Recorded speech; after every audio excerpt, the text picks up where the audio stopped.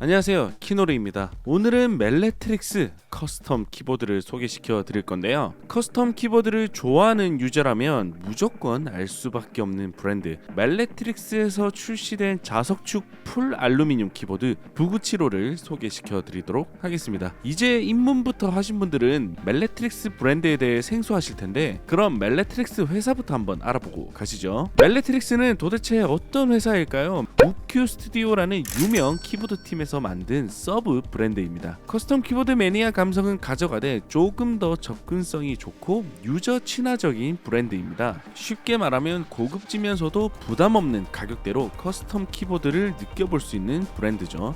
물론 $300 미만으로 거의 구매를 가능하게 가격은 세팅이 되어 있지만, 기계식 키보드 혹은 커스텀 키보드 이제 입문하시는 분들은 조금 비싸다고 느끼실 수 있겠죠. 커스텀 키보드 취미로 하시는 분들은 굉장히 합리적인 가격대라 말씀드릴 수 있겠습니다. 이렇게 간략하게 회사에 대해 알아봤으니 구성품 빨리 살펴보겠습니다. 구성품은 단단한 키보드 케이스, 한국 친화적이지 않는 매뉴얼, USB-C 타입 케이블, 육각 렌치, 추가 고무 범폰, 그리고 멜레트릭스 V975 풀 알루미늄 자석축 키보드가 들어있는 모습입니다. 키보드 무게가 어마어마하게 무거운데요. 제가 선택한 컬러는 인덕션 코일이라는 컬러를 선택했습니다. 쇼크웨이브 컬러도 예쁘지만 저는 이 컬러가 가장 마음에 들어서 선택을 하게 되었습니다. 75% 레이아웃에 풀 알루미늄으로 제작되어 있는데, 이 키보드는 또 재미있게도 멜레트릭스 커스텀 키보드 줌 7호와 공유할 수 있도록 설계된 키보드인데, 이런 접근 방식 또한 커스텀 키보드 회사라는 걸 느끼게 해주죠. 일반적으로 최근에 제가 많이 리뷰한 기성품 키보드와는 결이 또 완전히 다른 장르라고 볼 수 있죠. 전체적인 느낌은 상당히 고급지고 게이밍 키보드에 이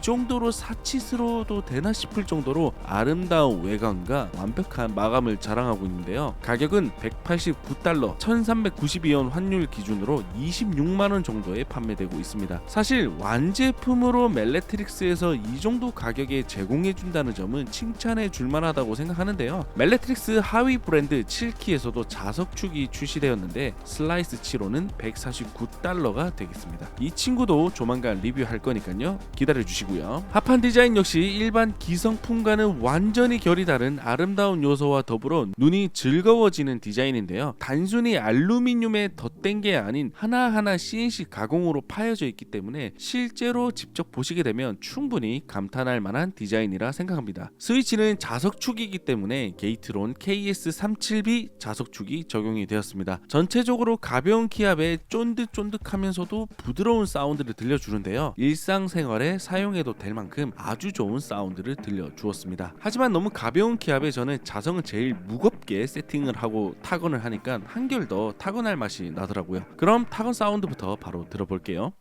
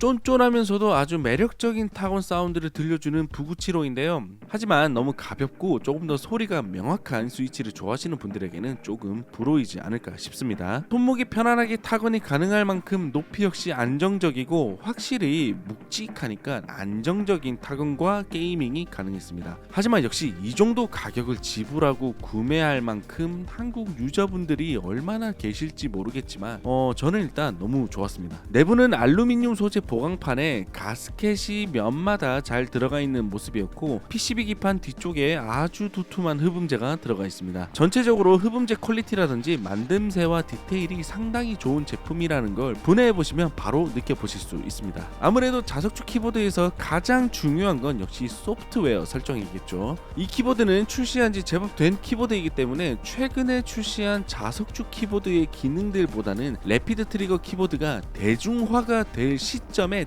딱 걸쳐져 있는 듯한 느낌이었는데요. 전체적인 세팅 방식은 우리가 흔히 아는 래피드 트리거 민감도를 이렇게 설정할 수 있는 부분인데, 확실히 제가 최근에 접해본 소프트웨어보다는 심플하면서도 뭔가 좀 아쉬운 느낌이 들었지만 딱 필요한 기능만 있다 보니까 훨씬 더 쉽게 다가오는 것 같습니다. 여기 어드밴스 키를 누르시면 이제는 너무나 익숙한 DKS 기능은 하나의 키를 누르면 이렇게 4가지 키가 동시에 입력되는 방식이고, 모드 탭 기능은 자석축 키보드의 멀티 입력 기능 중 하나인데요. 한 키에 2가지 역할을 부여할 수 있는 기능입니다. 예를 들면 짧게 눌렸을 때는 D가 입력이 되고 길게 누르면 A가 입력이 되는 방식입니다. 토글키 기능은 한 번만 누르면 지속 입력되는 방식으로 FPS 게임이나 자동 달리기 기능이 없다면 이 토글키를 유용하게 활용이 가능하다고 말씀드릴 수 있겠습니다. 8K가 아닌 폴링 레이트는 1K이지만 개인적으로 게임을 하면서 딱히 부족하다고 느껴지진 않았는데요. 하지만 요즘 폴링 레이트 8K, 스캔 레이트 10K 이상 키보드가 출시하는 만큼 $189를 지불하면서 구매하시는 분들은